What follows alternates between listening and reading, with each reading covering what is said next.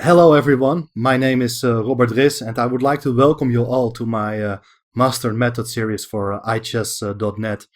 I'm an international master from the Netherlands. I'm a full-time chess professional, which means I'm basically focusing um, on coaching, teaching private students all around the world on the internet, but also physical meetings. I am coaching the most promising youngsters in the Netherlands. So I do a bit of everything. I enjoy it all. And well, after having played so many years, and I'm still active, but basically playing 1-2 tournaments per year, mainly playing league games in the weekends in Europe.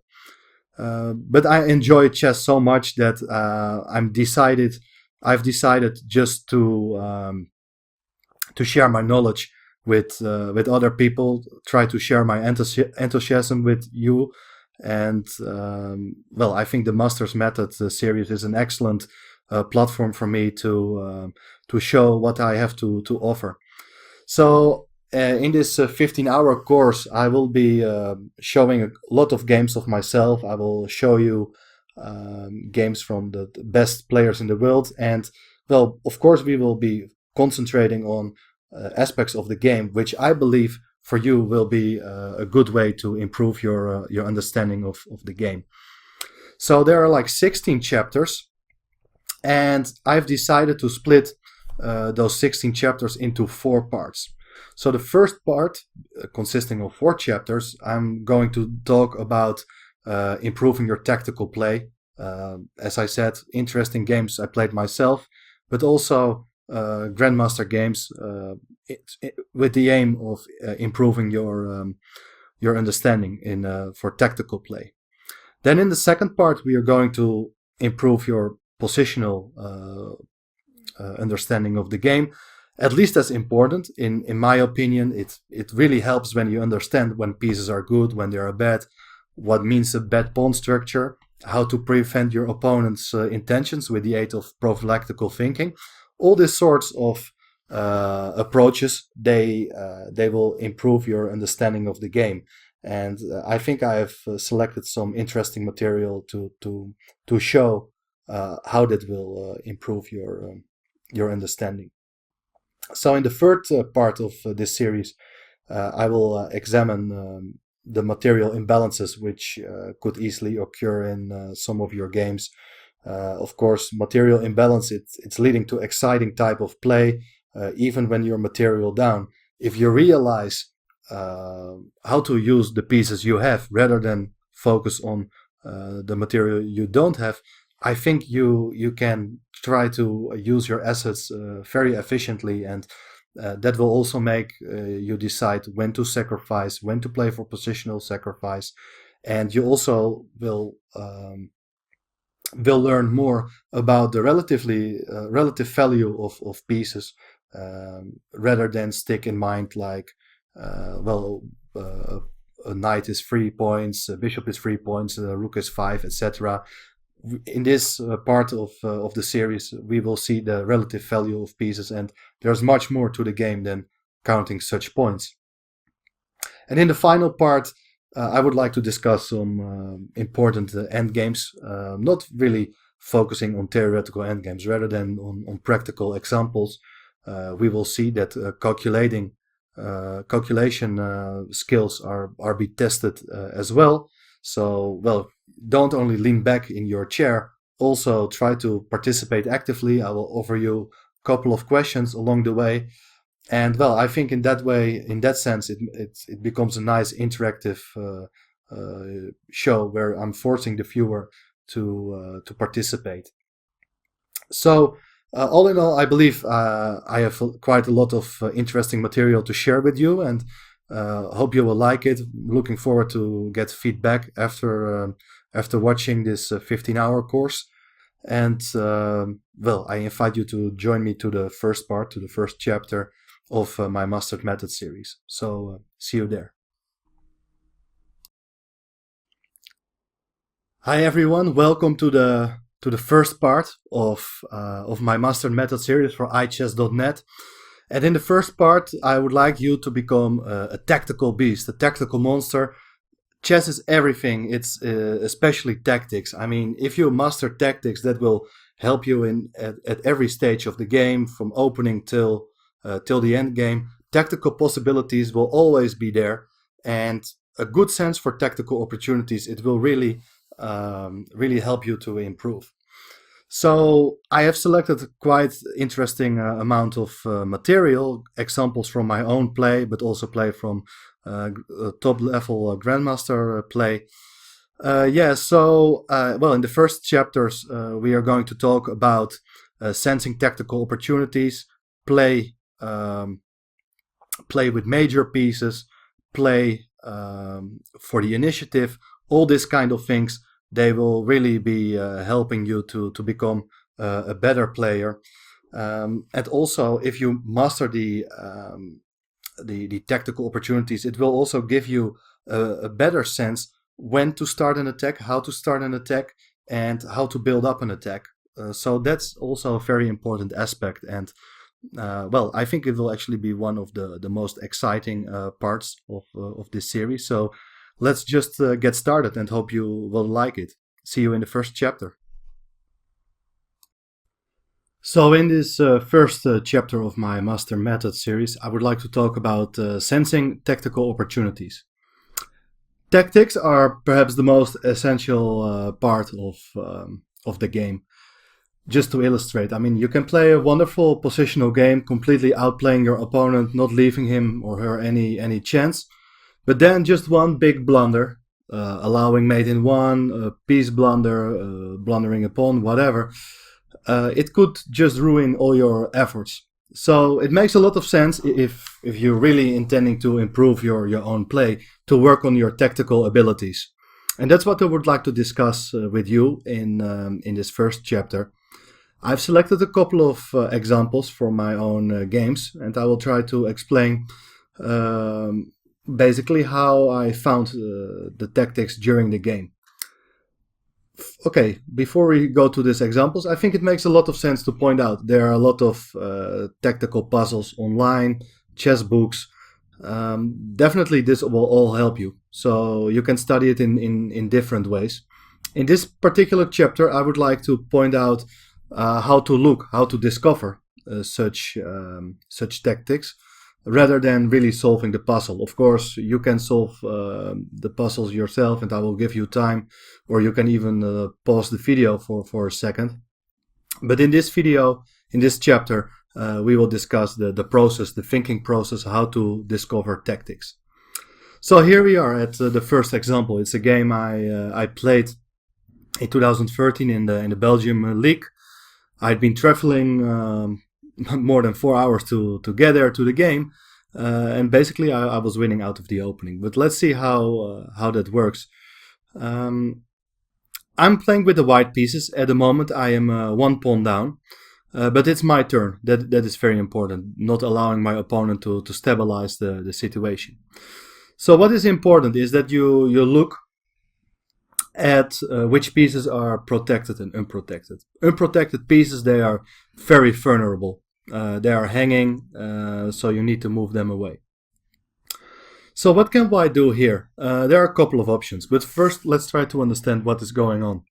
I could try to win the pawn on d4, because in this moment, my two knights, my bishop on b2, and my queen on d1, they're all looking at this pawn. So I'm able to win this pawn if I want. But then there's something very important, is that you not should only look at one possibility, but try to determine all the aspects of the position. Try even to look at more important aspects like king, queen, and minor pieces, and the rook. I mean, those pieces, they are worth more than pawns. So it always should be in your mind to look not only at winning a pawn, but look at if there's something more. So what is going on here? My knight on b3 is actually attacking the bishop on c5. But at this particular moment, the knight on e4 is protecting. So if I would take on c5, the knight will recapture, and, well, black is doing not too bad. But then we see that the bishop on c5 is protected by the knight. But the knight itself on e4 is unprotected. So the knight is a vulnerable piece. And we should look at ways to challenge this knight, because if this knight would be moving, then the bishop on c5 would be hanging.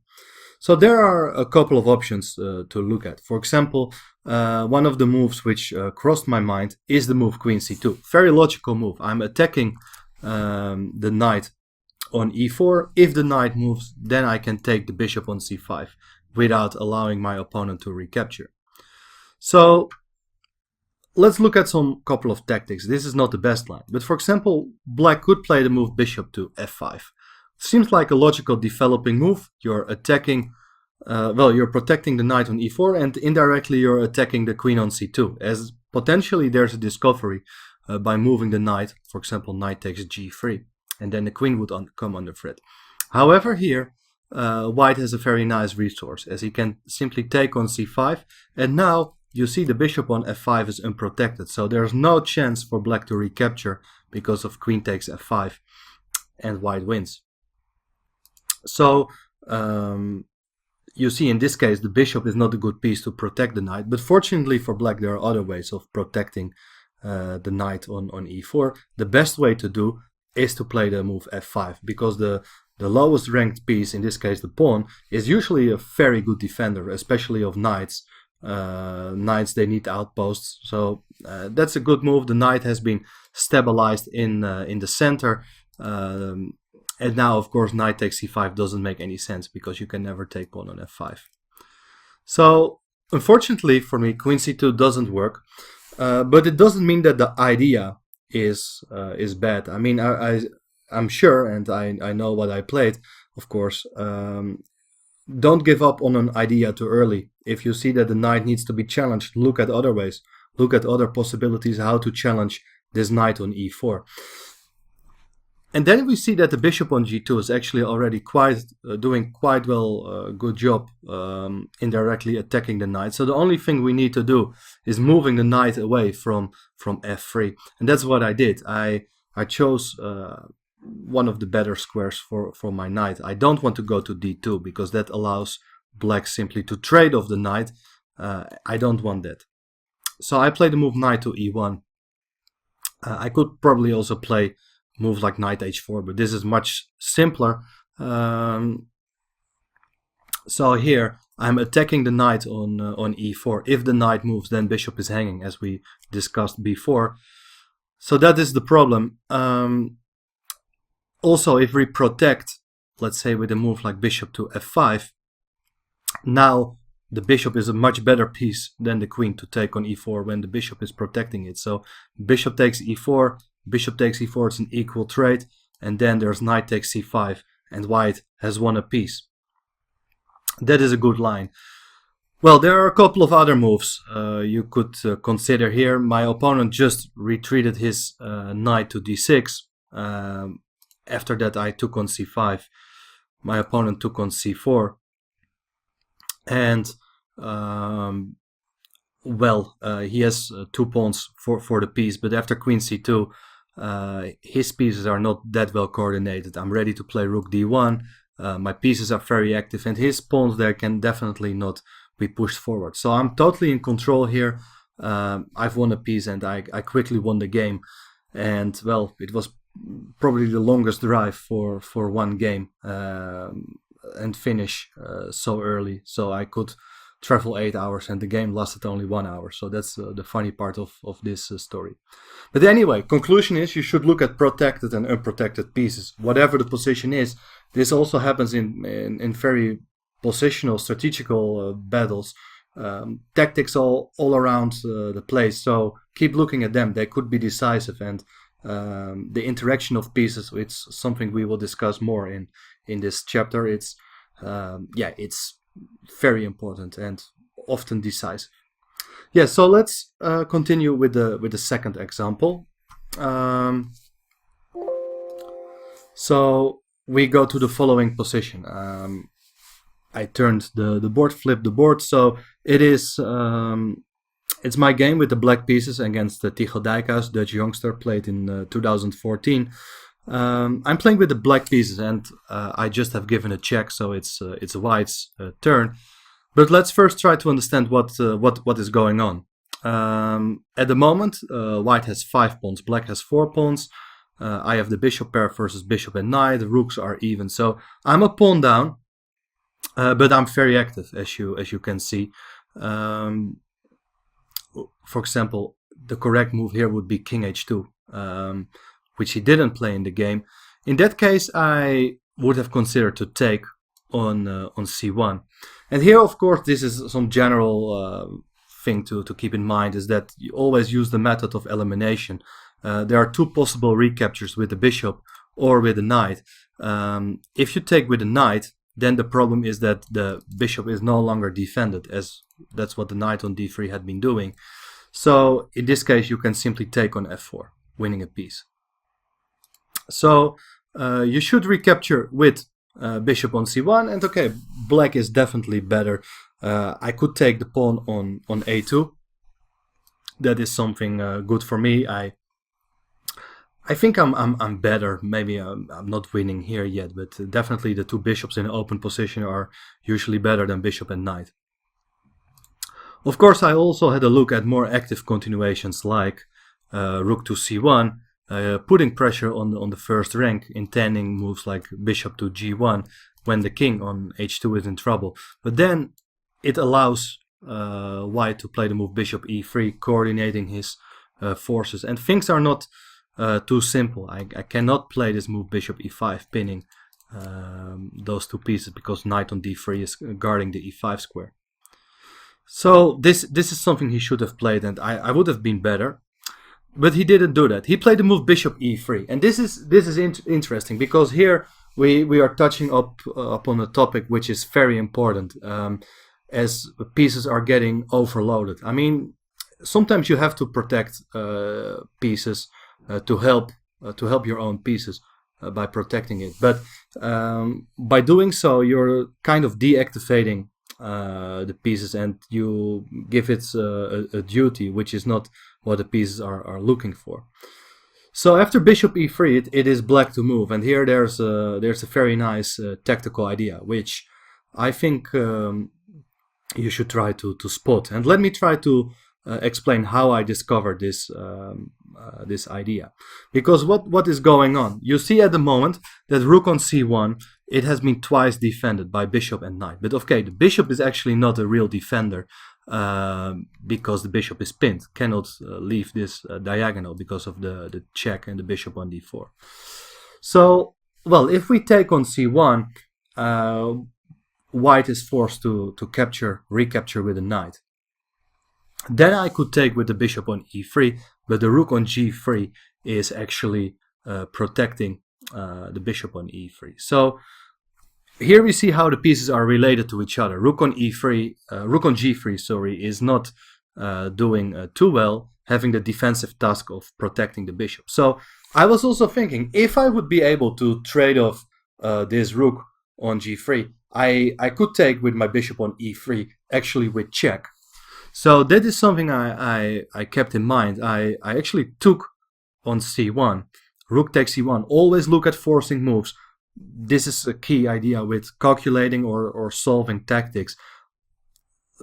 Forcing moves are the key. If you look at forcing moves, you don't give your opponent any chance to get away with it. Forcing moves include checks, captures, and creating new threats. But obviously checks are the most forcing ones, because, well, your opponent needs to solve the check first. So after rook takes c1, there's only one move. It's knight takes c1. And now, well, I could take on b2 and capture the pawn. This is nice, but that's not what I've been looking for. I'm looking for higher goals, and I wanted to get rid of this rook on g3. And look at the move I played. I played rook g8. This is an excellent move, because now you will see that the rook is unprotected. I'm threatening to take the rook. The rook actually needs to keep the bishop protected, but it's not simple to do. My opponent resigned here, but I will explain you why. If you take on g8, it doesn't come with check. If the king would have been on h8, or the capture would have come with check, the whole tactical concept wouldn't have worked. The point is that now I have this intermediate move. Look at intermediate moves always. Bishop takes e3 with check. Opponent needs to get away with the king, and now I take on g8, and we can come to the conclusion that I've won a piece. So that is good for me. He cannot take on g8, so what can he do? He cannot take on d4, because I will take on g3, winning the exchange, and on the next move I will capture on g2, and white's position is just collapsing. So what are the other moves? Well, we would like to keep the rook on g3 protected, but the problem is that if we do so, let's say with a move like knight e2, I will take on g3 anyway, and the defender has been eliminated, and I win the bishop on e3. And the same basically happens when white is placing his king on h2 or f2. After king f2, I will simply take on g3, and on the next move I take on e3. So overloaded pieces, key concept with attacking play, with tactical opportunities. We go to the next position. So it's a game I played myself in the German Bundesliga against a strong Polish grandmaster, now rated over 2600, Kasper Piorun. I've been suffering for a long time, but I've come back into the game. It's material even. So let's have a look at what is going on. My opponent with the black pieces played the move rook d3, and I'm sure this is a very tempting move. A lot of people would have considered this move, but in fact it's the decisive mistake. Even though it's very logical attacking my bishop on g3. So why it's a mistake? Well, first of all, you put the rook on a square where it's unprotected. That's a vulnerable square. He had only been looking at his own possibilities, challenging my bishop, perhaps expecting me to move the bishop somehow and then bring the rook into play. Something like this could have been very unpleasant with a pin on the rook. But I'm looking for tactical opportunities, and definitely he missed my next move. So I come up with a very nice idea, which is the move bishop takes e5. This is a great move. I will try to explain why. I'm capturing a pawn. It's a forcing move. I look at captures, so that's why I discovered this idea. And my threat is not only to take on g7, but probably to take on h6 is even stronger, making use of this pin. Bishop cannot take the queen in that case. So forcing line is bishop takes e5, and now the point is to take on h6. This had been my idea. Black has two moves. Of course, you need to calculate this. This is a calculation exercise at the same time. Look at candidate moves and cover them one by one. So the first option for my opponent here is to play king g8. And in that case, I would have played the move queen to e6, check, and well, now he needs to move somewhere with the king. If you go to g7 or h8, I will take bishop with check. So better to go to h7. And now I just considered to take on e5, which I consider to be the simplest move. I'm 2 pawns up. I'm threatening to give a check, let's say on f5 or on e4. Even rook c7 is a threat. This is where I stopped my calculations. So here a piece of practical advice. There were other moves possible as well. For example, you could also have considered after king h7 to play a move like queen f5. But this is definitely less clear. I will keep this bishop on the board. If I do something like this, and on the next move I capture on d3, I need to take into account tricky moves like bishop d4 when rook on f2 is pinned. So I try to keep things as clear as possible. After queen takes e5, I see I'm 2 pawns up. There are so many threats. That's where I stop my calculations and conclude that I'm completely winning. So that is the first line. Then of course we need to look at the second move. Instead of king g8, my opponent went for the second option, queen h7. And this looks like it's the end of the line, as the queen is coming over to defend. And I believe that my opponent, maybe he even saw the previous sequence of moves, but he kind of forgot, which is a typical calculation mistake, that the queen was pinning the rook on f2. So probably he had some issues with visualizing the new position on the board, as the queen is no longer on a7 pinning the rook, and my rook is able to move again. And well, I've sacrificed the piece, so the only critical move here is to keep on following with checks. So rook f8 is the critical move. He needs to take. I take with the queen. Queen g8 is the only move. I go back to h6, and after queen h7 only move. Now you see that my rook can go to c8, and it's going to be mate on the next move. If the rook interferes on the 8, you can simply take. So basically there are two reasons why everything went wrong for black. First of all, he placed his rook on a square where it's incredibly vulnerable on d3, as the rook could have been hanging on this square. Secondly, and this is basically the most important reason, is that the rook is leaving the back rank, and you need to keep these pieces protected and guard your back rank to ensure the safety of your king.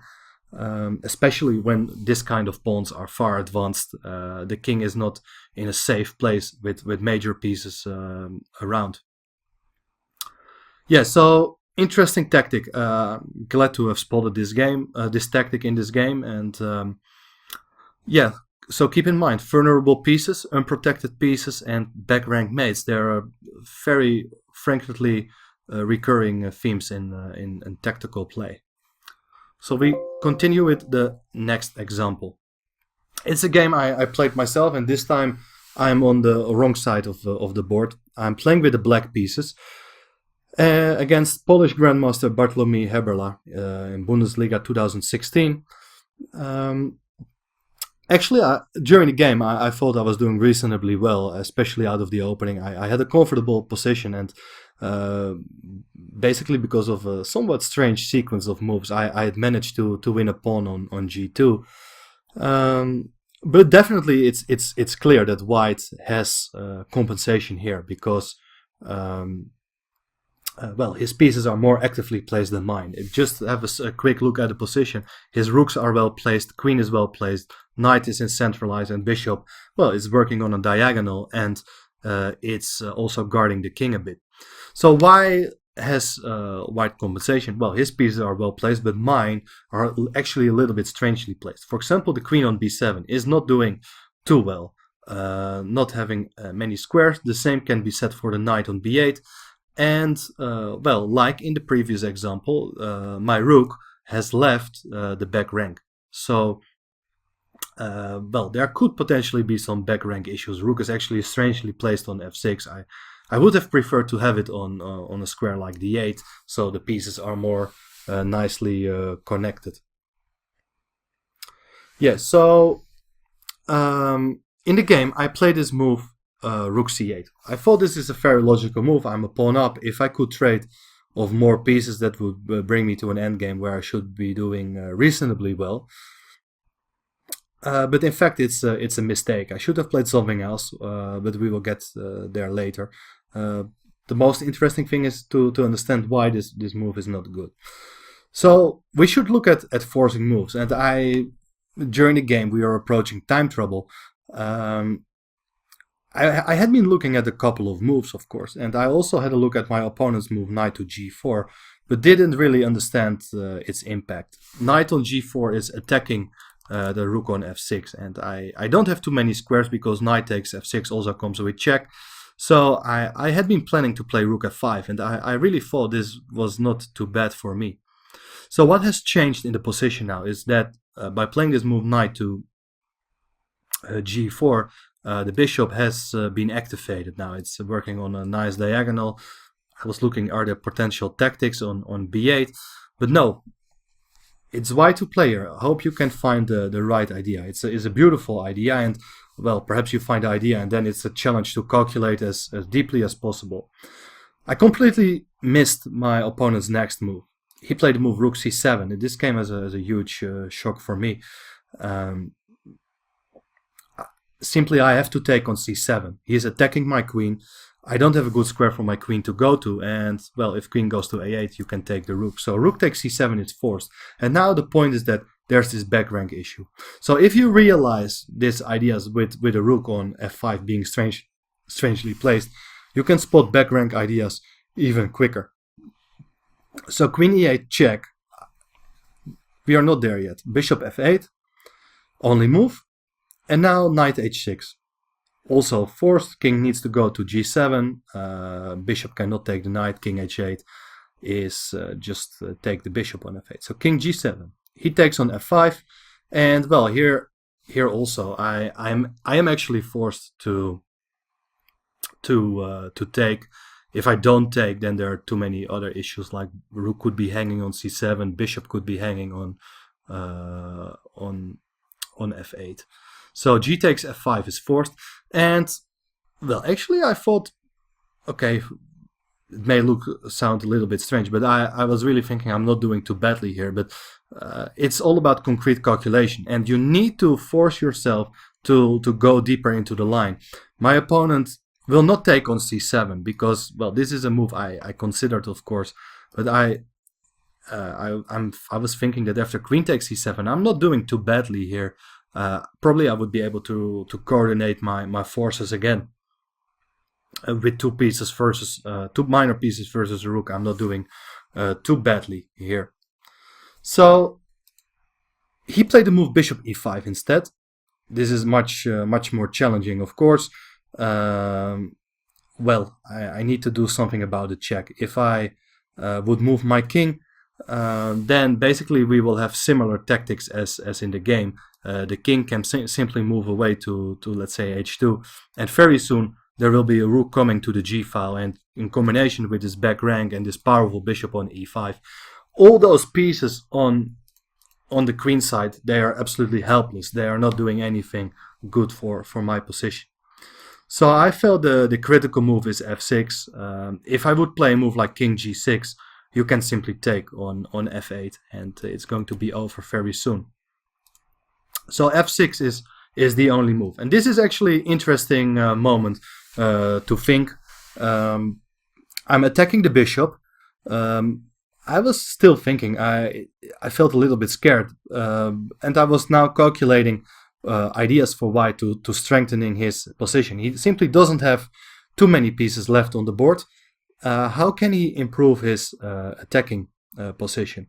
So he needs to include his rook into play. Of course, the rook needs to arrive on the g file in some way, and that could be kind of tricky for me.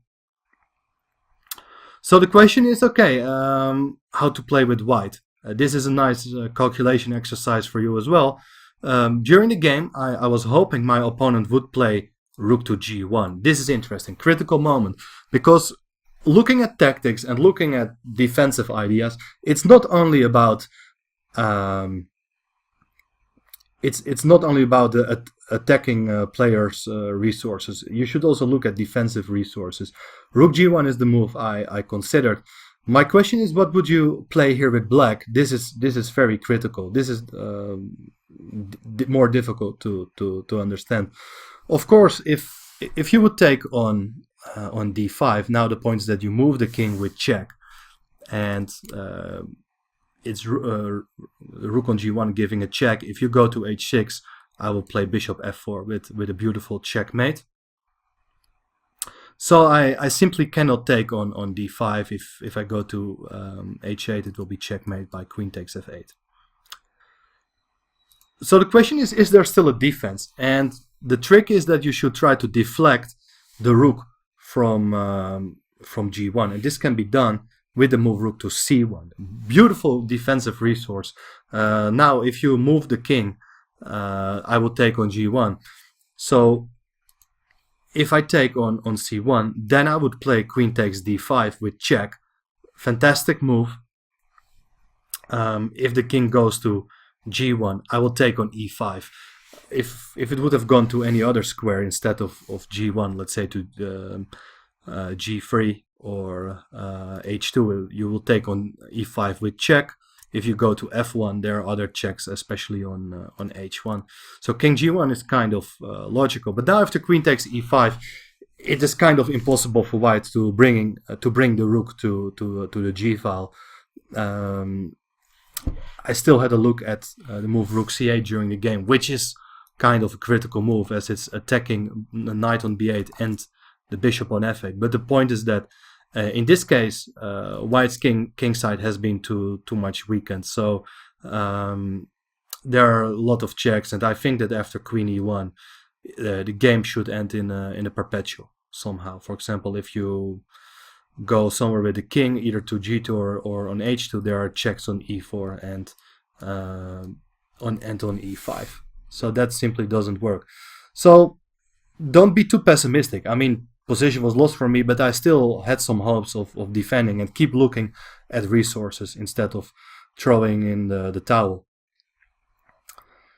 So yeah, instead of this move rook g1, you have the right idea. But another very important attacking mechanism or skill is that once you have a good idea, but it simply doesn't work, convince yourself to look at ideas, how the tactical execution can actually work. And one of these skills is to reverse the move order. That is a very important attacking skill. This could be very beneficial in numerous of attacking plays. So instead of this move rook g1, which is very tempting, you can actually also play rook d3, which is a reasonable move. But I really like my opponent's move. Actually, he played king h2. I believe this is the most precise way to play. The point is that if you play rook c1 now, it simply doesn't make any sense, because you can take the rook, and now queen takes d5 doesn't come with check, so no time to take the bishop afterwards. Rook is coming to g1, and white hasn't wasted a move by going back and forth with a rook. So after king h2, I'm completely lost. But let's see what could still happen. You should still look at the forcing lines and work it out until it's checkmate. So first of all, there is this idea of taking the bishop, which is a kind of a critical move. But after rook to g1, it's going to be made soon. For example, if you go king f6, I will play queen takes f8 with checkmate. If you play instead king to h6, then I will play queen takes f8. And after king h5, there's queen takes f5. And on the next move, it will be queen g5 with checkmate. Very convincing line. So then there were also other ideas for me. I was trying to protect my bishop. So for example, one of the moves I had a look at is rook c8. I'm attacking the queen, and now after rook to g1, I was hoping to play king h8. Of course, if you go king h6, the only other move there is bishop f4 with checkmate. So king h8, and now, well, one of the advantages is that my rook is attacking the queen and protecting the bishop. But it's not over yet, and one of the problems is that all my pieces on the queen side, they are too far away to give assistance in defense. So there is this move queen f7, which is also a kind of forcing move. As I said, checks and captures are the most forcing types, but creating a threat like queen g8 mate or rook g8 is even more powerful. The only move to stop the mate is bishop h6. And, well, initially I thought during the game that I'm doing fine as I'm guarding the back rank. But unfortunately there's this move bishop takes f6, e takes f6, and now the problem is that the queen is unprotected on b7. So he can simply take the queen. He shouldn't be tempted by playing queen takes f6, because there will be bishop to g7, and now the queen is actually helping along the 7th rank, and black survives and even wins. But after capturing the queen instead, it's just completely over. But, well, this kind of calculation, it helped me to find the most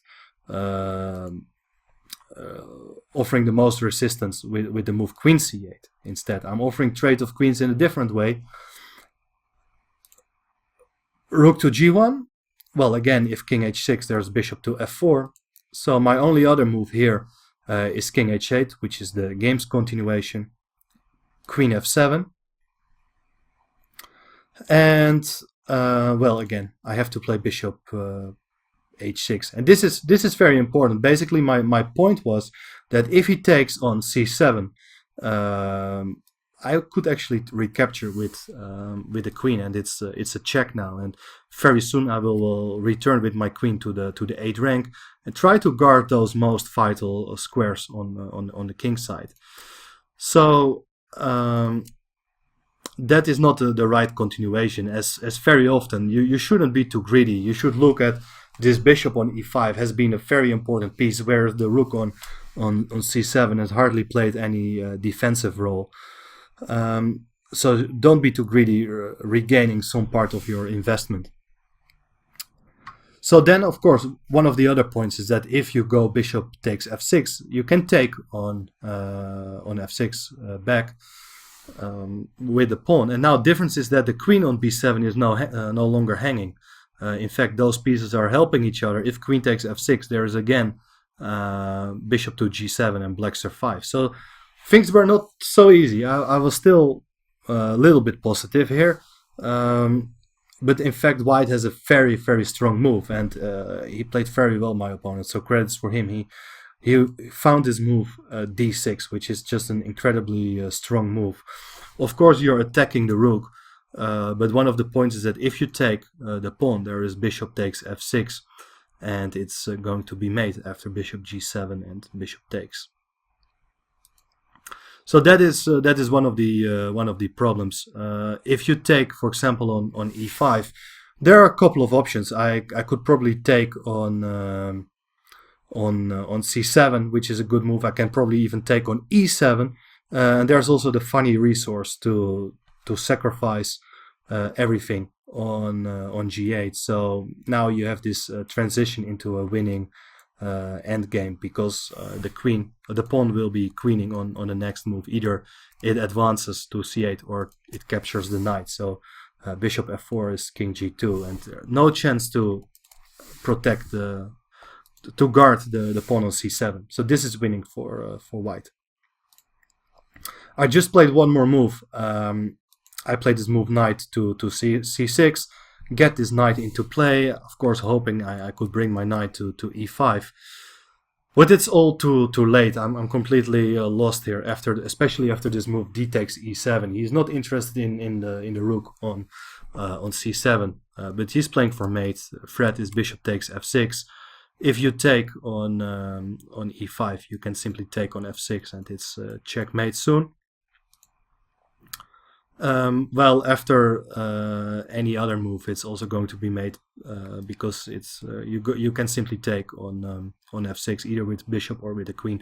So I resigned, and well, once again, big credits to my opponent. Very nice tactical combination has been published in different books, tactics books later, and I think rightly so. It was a nice back rank motive, which I completely underestimated. Got too greedy in the opening after capturing this pawn. Yeah, so vulnerable pieces, look at defensive tasks of pieces and back rank mates. Once again, they are coming back in different sorts.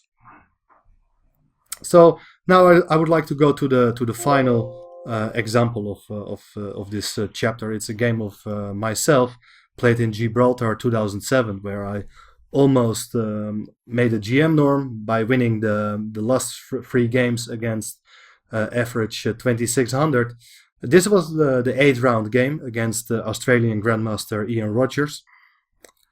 So I was playing with the black pieces, had been suffering out of the opening, but now I think I got a perfectly fine position. Material speaking, it's even. He has a pawn on d6, which is for the moment well supported by the queen and the rook. But let's try to delve into the position, because right now there are some important aspects to keep in mind. It's almost material even, but I think that I was quite active here.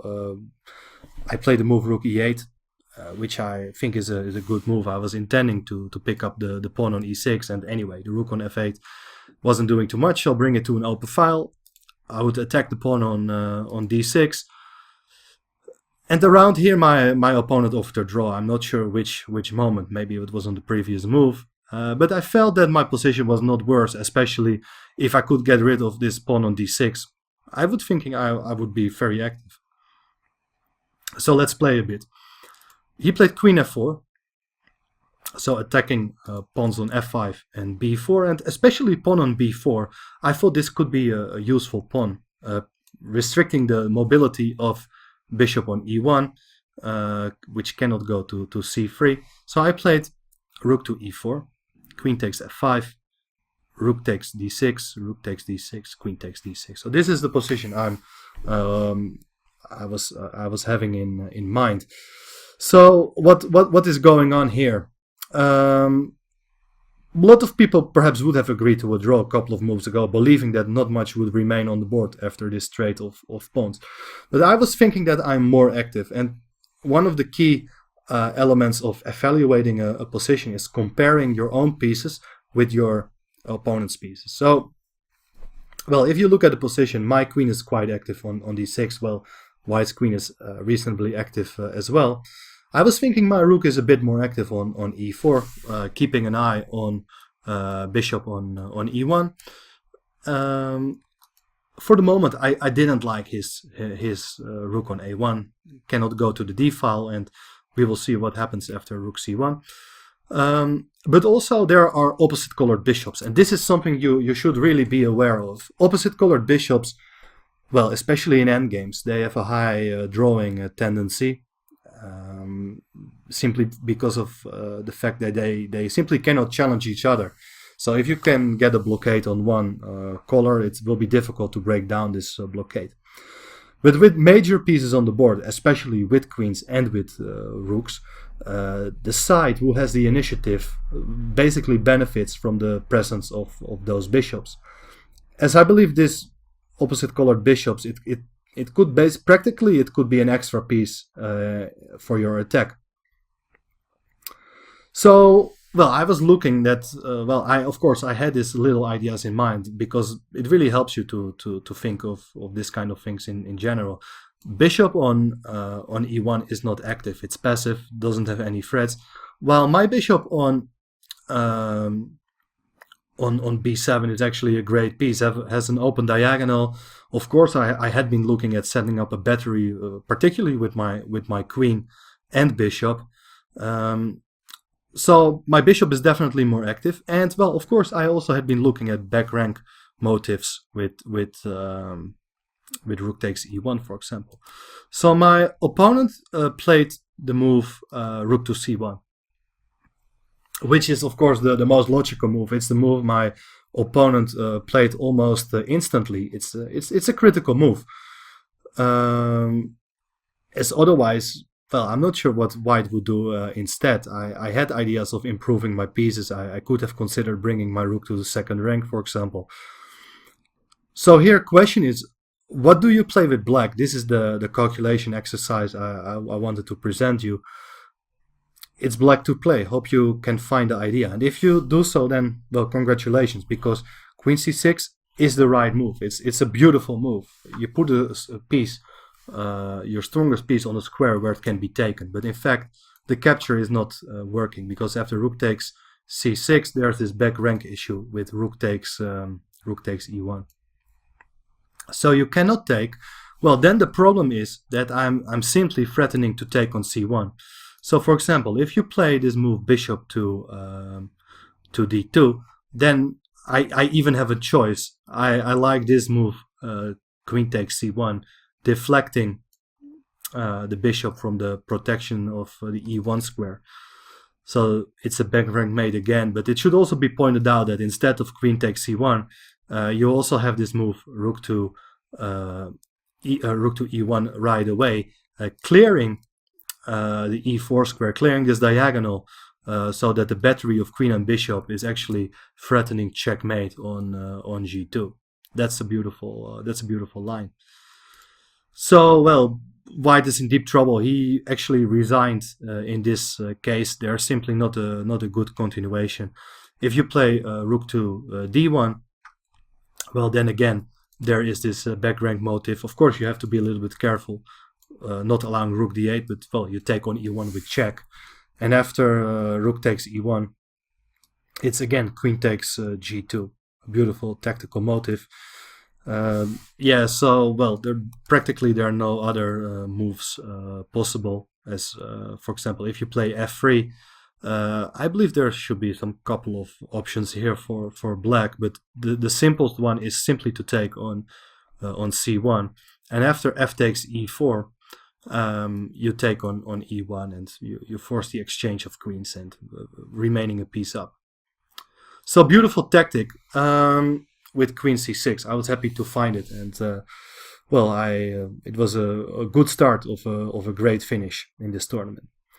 So what we have learned in this first chapter is, well, tactical ideas, tactical shots, they are decisive in any game at top grandmaster level games, but especially at amateur play. We will also work on positional improving aspects of the game, but tactics are definitely the most important. So keep looking at unprotected pieces, keep looking at back rank mates. Make sure that your pieces don't have too many defensive tasks because they can be overloaded. And then from a solving perspective, it makes a lot of sense to look at forcing moves. This is a key idea. Forcing moves include checks.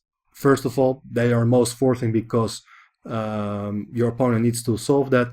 Captures are very much forced, and often your opponent needs to recapture because otherwise it will lead to a loss of material. And then creating a threat. Creating a threat is also a massive threat. For example, in this case, in the last example, I set up multiple threats on this diagonal and back rank mates. So multiple threats are even to be preferred. Keep that in mind, and we will see also in the other chapters that tactics are playing a big role. Make sure that you also look for other material, other content online here on ichess.net or in books or whatsoever. Tactics are something you always should work on, even if you're named Magnus Carlsen. See you in the next chapter.